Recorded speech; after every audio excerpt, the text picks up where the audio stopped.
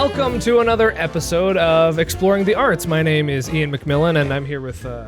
My name is Joel Thiele. Joel Thiele, and today we are interviewing another very special guest, Mr. Tyler Foster. Thank you for being with us. Yeah, thanks for having me. Yeah, awesome. So, do you just want to kick it off, Joel? Go ahead. Let's get started. Who are you at NSA and what do you do? Okay, so I'm Tyler Foster. I'm the lecturer in biblical languages here. So my main thing is Hebrew. So that's kind of what I do here. And how long have you been here? I've been here 1 year. This is going into my second year. So awesome. So at the time of recording this, you're fairly new. I am very new. Yes. So I guess that's a springboard for just jumping into your previous experiences before coming here. Is this your first time teaching Hebrew at a university kind of thing, or is it just have you taught Hebrew before? Yeah. So as far as where have I taught Hebrew, I've taught online for a year before coming to New St. Andrews. Very different experience. So I taught and still teach with Ancient Language Institute, led by Jonathan Roberts and Ryan Hamill. Jonathan Roberts lives here actually in Moscow area as well. And then after a year, I came here to New St. Andrews. Really wanted to get in the classroom, face to face with my students. So awesome. What's the difference between NSA and Ancient Language Institute? Are those what's the student look like at the? Yeah. So Ancient Language Institute is able to offer multiple languages. They do Hebrew, they do Greek, Latin, to a wide variety of people because it's online, and so they can reach people in other countries as well as here in America. They reach a different demographic, so usually people who don't have the ability to come back to school or don't have the time or the desire to sit in a classroom full of college students. And so it kind of brings it to their living room via Zoom. Versus something like this where it's set in the classroom, it's mostly college students, et cetera. Awesome. What have you learned teaching at NSA this past year? That's the biggest thing. Yeah, as we're doing this interview, we just got out of the first day of Hebrew Conventiculum, and could you talk about that a little bit? What's that all about? Yeah. Okay. So we'll start with the Conventiculum. Yeah. So this is something that I've wanted to do for a while. It's an intensive course. So for us here at NSA, it's a 4-day course. So these guys were in my class, and we just hit Hebrew really, really hard for 4 days before the semester or the term starts. And we just learn a lot of vocabulary. We use it in a lot of fun ways. And the goal is to get students into the language, into realizing that it is a language, that it's something that is meant to communicate. It's a tool, not just a code to be deciphered. And so the Conventiculum sort of just is a way to get into the language really, really well at the start. What have I learned in my years here at NSA? It's a lot of work. Teaching. It's a lot of fun, but it's a lot of work. Dealing with students face to face, both in the classroom. It's also fun to get to know them outside the classroom. I don't know what else to say necessarily at the moment, other than it's a lot of work. Awesome. So let's just jump into kind of your just history with Hebrew, and then we'll move on from there. I have some other questions about how that relates to kind of Christianity as a whole and all these things. Okay. But so just to start off, how'd you get into? Yeah, well, if you don't mind, maybe this would be a good time to start with my testimony. Let's do it. Because that's sort of the springboard into where I'm at now. Totally. So I grew up in a Christian home. My parents had both come to the doctrines of grace from an Armenian background. And so I grew up in that, would have called myself a Calvinist, Reformed, and yet I was an Arminian at heart. I thought that I had to do something to earn my way to heaven, and I would never have even thought of it in those ways. But that is sort of the story of many years of my life, struggling with doubts of my salvation. Did I say the right prayer? Did I, the right words? Did I feel repentant enough, etc.? And it was always with my eyes focused on myself. Did I do it well enough? It was not about what Christ had done. And so this went on for many years, and it wasn't till later teens, maybe even early 20, that God had to get a hold of me, show me that I was a hypocrite, that I was a sinner, and ultimately that I was dead. I couldn't do anything to earn salvation. No. And that the only thing that would do it was Christ, his blood shed for me on the cross, giving me new life, giving me the Spirit, giving me the faith to believe. Yeah. And it was at that point that I came to know the Lord, and now I can say, yes, I was. I'm reformed, and I was elected all that time back. Before creation, before everything, and yet it had to work out in time to show me what that was like, and. With that, and after that, it was still a growing experience afterwards, but I decided that the most noble thing I could put my mind and my life towards was studying the Bible. And so what do you do when you study the Bible? Well, one of the things you do is you study the languages of the Bible. Now, before this, I'd already been interested as a kid in languages. I'd thought about Chinese, which, by the way, I still hope to take someday. Brent Pinkall. So I hope to do that, but taking a little French. But this all of a sudden gave me sort of a direction with my language studies, and it was, wow, I can go to school and I can take Hebrew.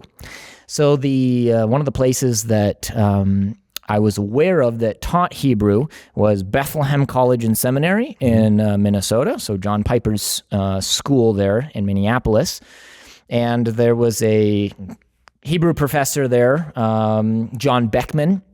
And I was just really wanted to take Hebrew with him. I was very excited. So we kind of went through the first 2 years before you could get into Hebrew. And then I found out that we were not going to get John Beckman for that year. We were going to get another guy who he only taught 1 year at Bethlehem. And we were so disappointed as students. Those first year teachers are really disappointing. I was given grace this last year, but I now I understand. So his name is Jesse Schumann, and it turned out to be one of the best things that ever happened to me. And set the trajectory for where I'm at now. So he taught a semi-spoken method of Hebrew. So it was kind of, he had to do part of the old curriculum that was taught there, which was more the grammar translation method. Yeah. And then he was able to do a little bit of his own. And so over the course of the year, we started telling stories in Hebrew, and some of us students decided we want to get together outside of class and talk to each other in Hebrew, and it sort of created this environment of using the language as a language. It's the goal is to read Hebrew, but you can have a lot of fun along the way, and it really cements that. I'm sure we'll talk about that later. Yeah, that's something you'll encounter a lot at NSA with Latin, especially. Is like a lot of people love talking to each other outside of class. Right. Yeah. I'm excited to be a part of that, hopefully this year. So it always cracks me up when people try to like speak code in Latin to like as if nobody else understands. Right. The one language we all speak. Yeah, and in like today in the Hebrew conventiculum, some people didn't know some certain words in Hebrew, so they would say Hebrew words interspersed with Latin words. I heard nothing but anything but English. Yes. Yeah. So anyway, the first year of Hebrew at the school, I got this sort of mixed methodology, both spoken and grammar translation, but it was a really good experience. And as opposed to, I hate to say it, but my Greek experience was actually quite bad. Most of us in the college lost it after the third semester or during the third semester. And so we just were there to get the credits, basically, to finish. So I got to see the contrast between a great Hebrew curriculum and a great, but actually not great Greek curriculum. And it affected me quite deeply. And then I'll wait to go on to the next step if you have any questions on that. So, Well, how much of that methodology have you then carried on into your teaching? A bit, but more will come as we talk about the next step of education, which is when I went to Israel. That's where a lot more of it was cemented. So let's just jump right into that. just want to jump into that? Yeah, Let's yeah. do it. Sure. Okay, so I was finishing up my 4 years at Bethlehem. My last year, by the way, I did get to study with John McMillen. And one of the humblest professors I know. He was amazing. We did a lot of text based with him.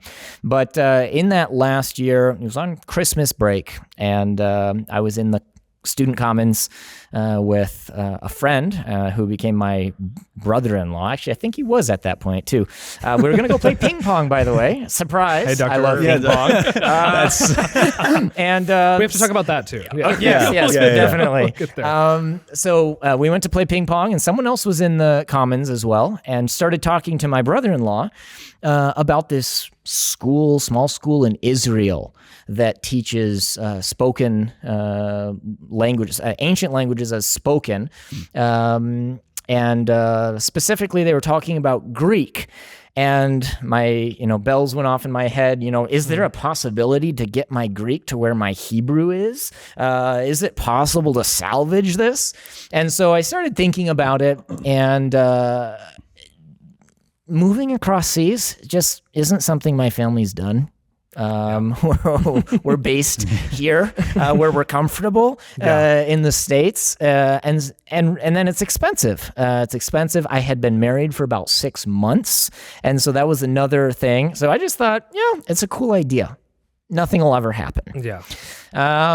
But it kept coming back into my mind as I was going through the next month or so. And I think either my wife got annoyed at me, or she actually was getting interested herself.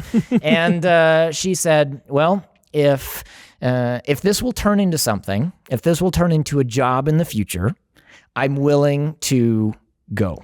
I'm willing for you to apply to this school and go to Israel. If it's just a hobby that you'll get tired of, in 6 months, that's not going to be a good thing. But if it's actually going to turn into your life's work, if you're passionate about it, I'm willing to go." And so the green light came on, and so I applied with a lot of prayer.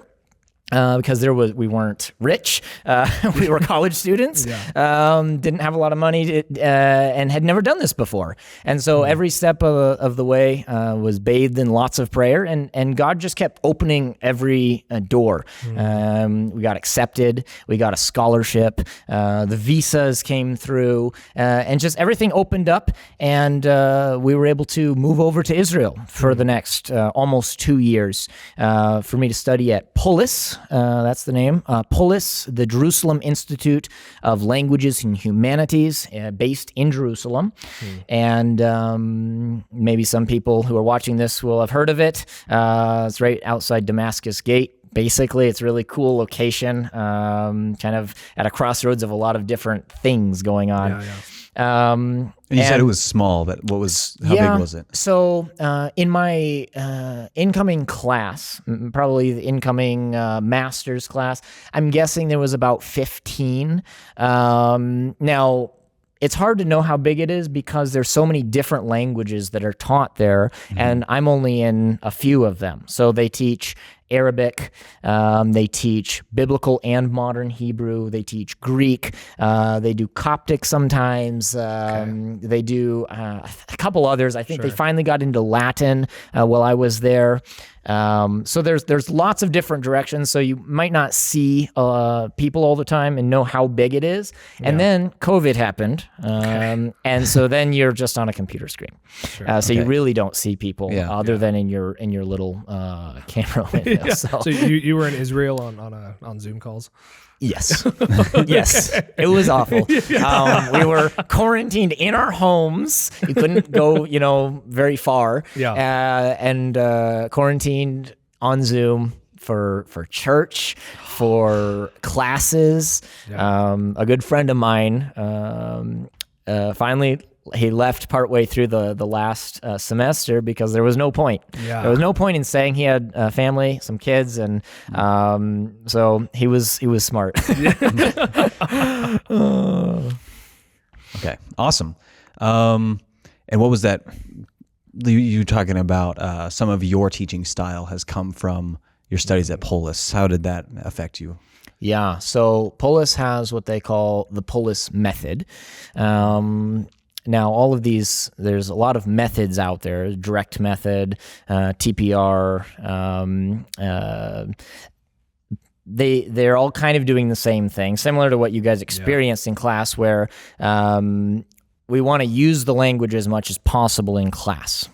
Now, Polis takes it to a very high bar of instruction in the language, and so they really don't want any English at all. Now, in my class today, there was once in a while, I'd throw in something. It can help.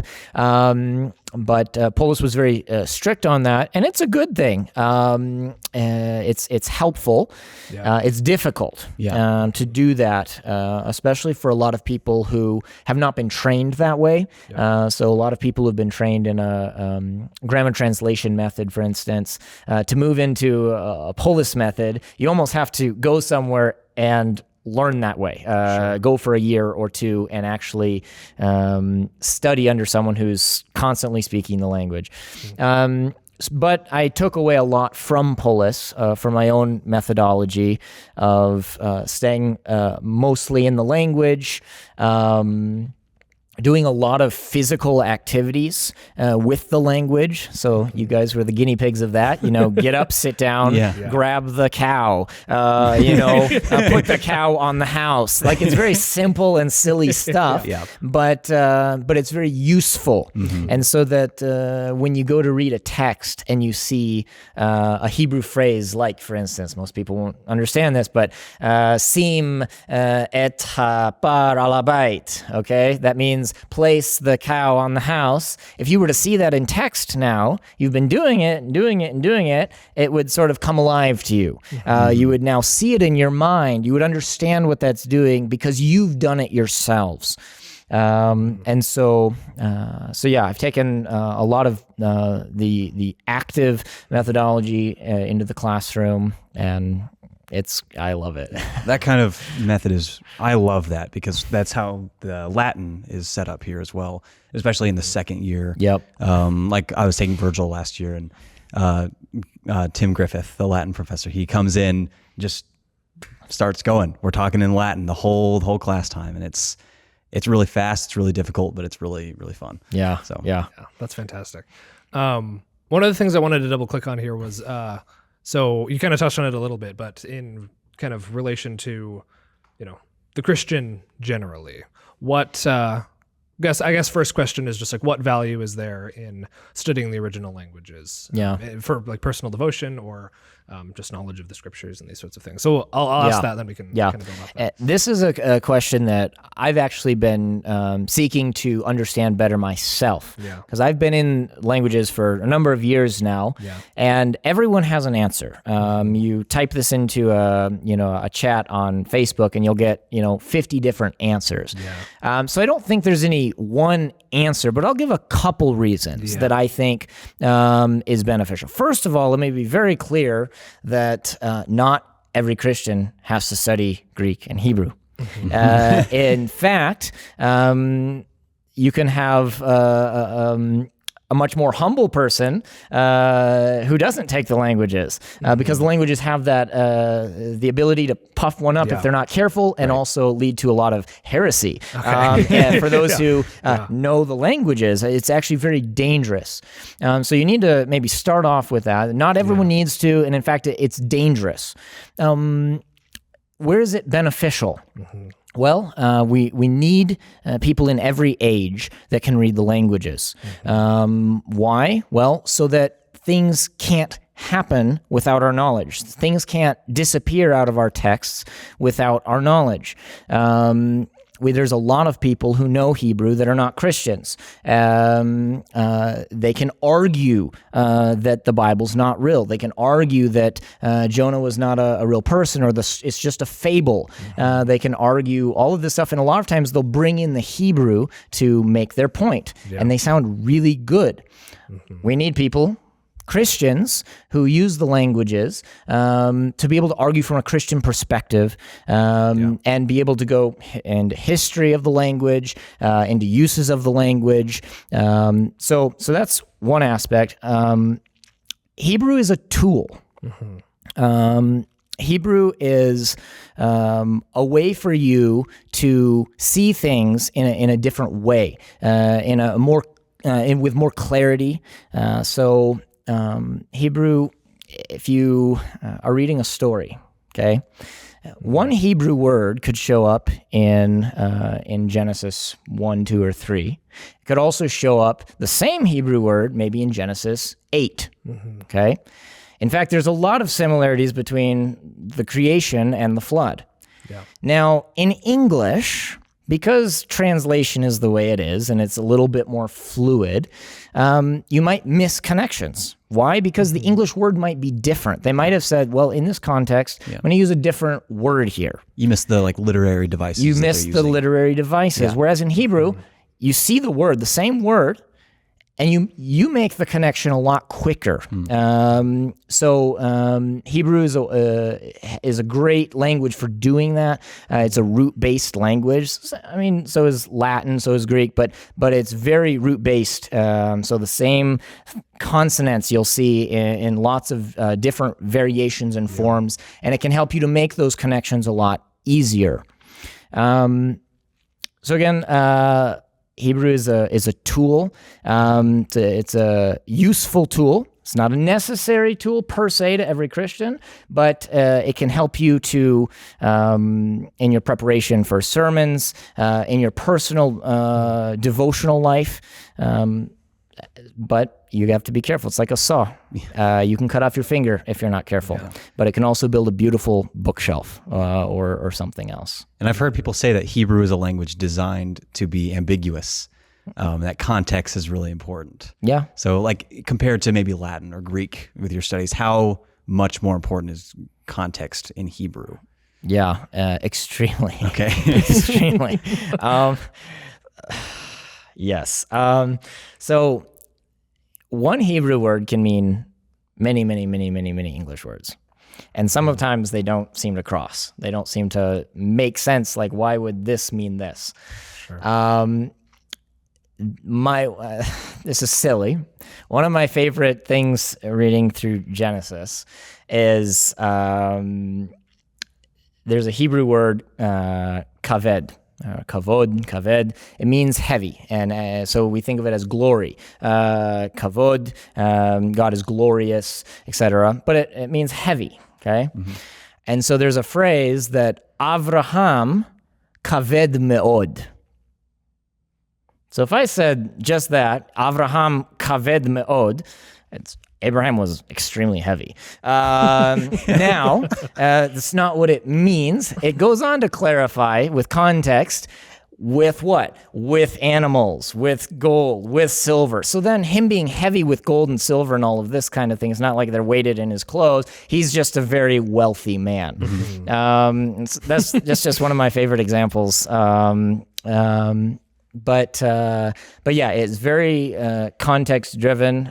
It's a much smaller vocabulary, much smaller than Greek and Latin. And so once you learn, which is good for the student, once you learn a set amount of vocabulary, you can read a lot in that genre. So for instance, the genre that beginning students will be learning is a lot of history, a lot of narrative. So you'll be reading lots of narrative texts. Once you learn a base vocabulary for that, you can read a lot of the Old Testament with a little bit of help for new vocab, but a lot of the basics are the same.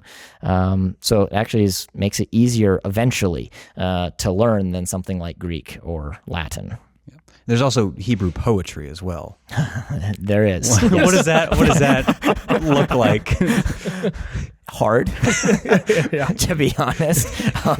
Hebrew poetry, the rules go out the window.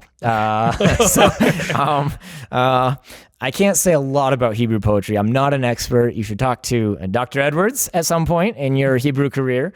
I was privileged to sit in with him doing some Hebrew poetry.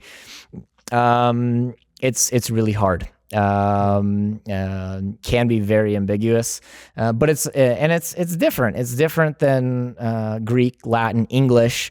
It's not about. Well, I don't think there's debate out there on what makes Hebrew poetry.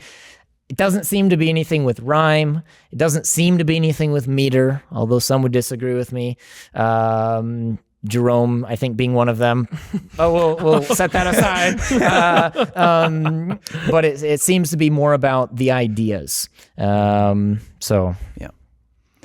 And like you were talking about with Abraham, it was heavy with gold and silver. I'm sure there are so many different little insights or something that you gain into the Old Testament with your studies of Hebrew. And I know in my own studies with languages, little like nuggets like that you discover, oh, that's connected to that. That's the English derivative from that. Yeah. It's just crazy. What are some of your favorite insights that you gained into the Old Testament? As far as like derivatives, there's not as much. There's not like, whereas in Latin, you'll have a lot of words that even sound like the English. There's not a lot of that in Hebrew. It's much more foreign. But what you do get in Hebrew is idioms that cross over, actually. And I haven't studied this, and I'd be fascinated to know, but it seems that from maybe the King James, maybe the Latin, whatever, some of those might have been brought into English. Some of those would be his nose burned. I know that's not exactly the English idiom, but it's similar to a short fuse or a burning fuse would mean an angry person. Or a long nose doesn't mean Pinocchio. Okay, that's a little dangerous. But it means one that's not burning. It's patient. It's long suffering. It's one that's not burning. So you have these sort of they're using things like anthropomorphic, like on the nose, like the nose, or different things to give across. What does that look like? A red nose probably means he's angry. So things like that. I think idioms sometimes sort of kind of come across, and it's always fun. There's a better one out there, and I always forget it. So I wish I'd remember. You'll remember it right after we finish this. By tomorrow. Okay. Awesome. How has Hebrew changed since ancient Hebrew, from Hebrew to modern Hebrew? What are differences? A bit. There's been a bit of change. Again, I'm not an expert on all the changes. So you have biblical Hebrew, and then it moves into more the rabbis. Obviously, it was still used in the synagogue throughout time, but not as a modern language. You get Yiddish, which is sort of a mix between German and Hebrew, but again, that's not pure Hebrew. And then you get into eventually modern Hebrew. Eliezer ben Yehuda, he was sort of the first one to bring Hebrew into the modern world, in a sense, as a spoken language. And from what I understand, it was controversial even in his day. You don't take a sacred language, the language of the Bible, and put it into common parlance, and common speech. But he did it. It was amazing. He did it through speaking, through the newspaper, media, and eventually it became a modern language. As far as the similarities and differences, you can use biblical Hebrew in Israel today to an extent. You can, a lot of the basic vocab is the same. So if you were to take, after this year, you could take a modern Hebrew class, and you would probably know 50% of the vocabulary. Why? Because get up, sit down, place the cup on the table. All of these things would be the same in modern Hebrew. What you don't get is store and radiator and television and pizza and whatnot. Yeah. And so what modern Hebrew really had to do was bring those in. So you get radiator, televizia, pizza. Okay, it's not all like that. There's a lot more than that. But so they had to add a lot and take it from different languages, not just English, but they would sort of borrow from other languages, and then also take old Hebrew words and sort of give them new life. My favorite example here is there's this verb nahag, and it means to drive or to drive out. And so this is used, I think, of God in the Old Testament. He drives out like the people of Israel or drives them out of Egypt. I forget where it is exactly. But in modern Israel, the guy who drives your bus is a nag. And so they're going to recycle words. They have sort of a history, but they'll make new meaning with that. And so it's actually quite fascinating. You'll sound, if you use biblical Hebrew, you'll sound like Shakespeare. People will look at you funny and not respond exactly how you speak. They'll respond with modern Hebrew or English. Those are dumb Americans. So awesome. Well, going back to your time in Israel, especially before COVID shut everything down, besides school, like what were you doing? What was your experience like? Yeah. It was great. So the school didn't just teach Hebrew and Greek, but they also did like a geography class where we would spend, instead of 10 days on a tour, which is what most people get, I got it like over the course of 2 years. So we would go to different sites, not just biblical sites. We would get Roman history, as well as biblical, maybe Greek, different time periods, maybe even some Arabic locations. So just different things like that. So geography was so much fun. Go for a day at an ancient ruins and have your professor walk around and talk about the architecture, when it was. Maybe you'll find some Latin or Greek writing embedded in the stones, and the nerds will be there trying to figure out what it says, and maybe seeing a gate that Abraham could have walked through, or going to Galilee up at the north.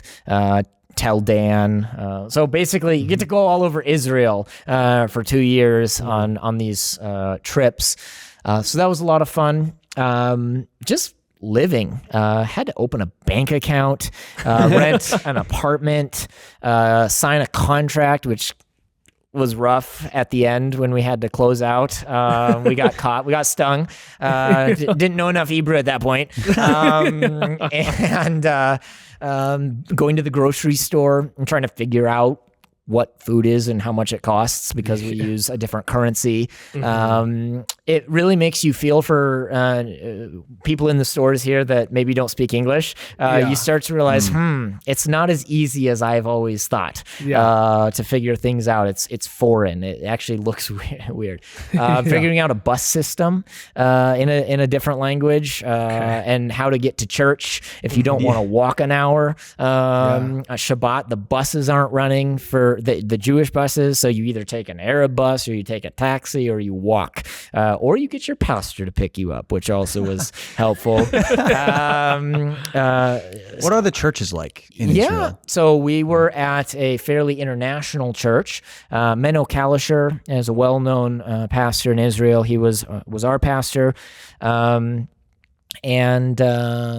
So this one was always Hebrew and English at the front, so from the pulpit, with a translator, and then in the congregation, lots of languages were happening with little microphones and translators throughout the congregation, just helping people who didn't understand Hebrew or English. Most of them are not as international as that, but still, at least generally you'll have a Hebrew and English because those two languages are very, very major in Israel, along with Arabic and different things. But Hebrew and English are pretty common. You'll have some American churches, or at least what feel like American churches, with music and whatnot. It's a pretty small community. Most of the churches know each other, know of each other, and maybe even have things that they do in common. And generally, at least the Christians there, the Jewish Christians, don't actually call themselves Christians because there's actually a sort of a stigma along with it. It means Catholic, really, in Israel. Everything's Catholic. So if you're a Christian, you're most likely Catholic. Or else you may not get in good with the normal Jews if you're so-called Christian. There's also a lot of history there. So interesting. But a good experience on the whole. Loved the country. Couldn't see myself living there for the rest of my life, but definitely a beautiful place to visit and a lot of history. Well, that's wonderful. Before we close, I wanted to talk about ping pong. Yes. So do I. Yeah. So you play ping pong with Dr. Erb. I do. Right? Yeah. So tell us about that. I started a club. Yeah, you started a club here. Yeah. What's that all about? Well, going back to Bethlehem is where my ping pong days started. Yeah. I was terrible, and there was a ping pong table in the commons. What do? You play ping pong as a student. So it was our sport. You guys get rugby and stuff. We get ping pong. But I don't know if it was freshman or sophomore year, but it started to get pretty serious among the students. So you'd be playing. So I started with a friend of mine. We were both terrible, just awful ping pong players. And just over the course of the next, 3-4 years of playing with each other and then playing people better than us. We just really got into it and got a lot better. And they did tournaments, a couple tournaments while I was there. Never won, of course. I wasn't that good. So I've always enjoyed it since then. I did a little bit in Israel just for fun. And then I came here. And I didn't even know for the first 6 months that anybody played ping pong until the Christmas party, which happened in January, and I'd started hearing rumors about Dr. Erb.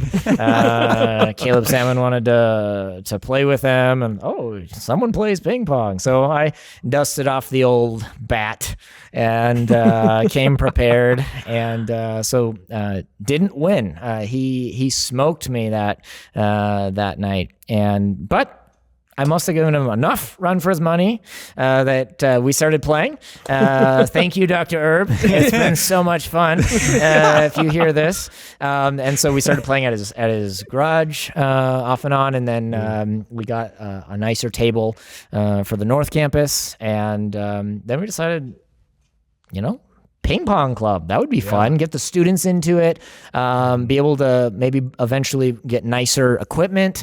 And it's a sport that anyone can do. It's not, the stronger versus the weaker as far as like physical strength is not a thing. So it's great for really anyone. And so we thought, and it's like winter about 9 months of the year here. So, it's nice. You can do something inside. It doesn't take up a lot of space. It can get expensive if you want it to, but it doesn't have to be that expensive. And so we're starting the ping pong club this term if we can. So hear that, NSA students? Talk to Mr. Foster or Dr. Erb for a ping pong club. Here. Yes, please come join us. And aside from ping pong, what are some of your other hobbies outside of work? I love woodworking. So I grew up the son of a floor installer. My dad had his own business and taught us to work with our hands, putting in hard surface flooring, tile, laminate, hardwood, working around saws, equipment. And so as a teenager, I got into a little bit of furniture building. And then when I was in Israel, I actually got to do some projects for the school as part of my help to pay tuition a little bit. And then whenever I can on the side here. So actually the aron in class, the chest that we use in class, I built a couple weeks ago. Really? That's awesome. And so I enjoy woodworking. So awesome. Awesome. Great. Well, yeah. Sweet. Okay, well, this has been fantastic. That brings us to the end here. Thank you so much for coming on. Thanks for having me. So it was a pleasure.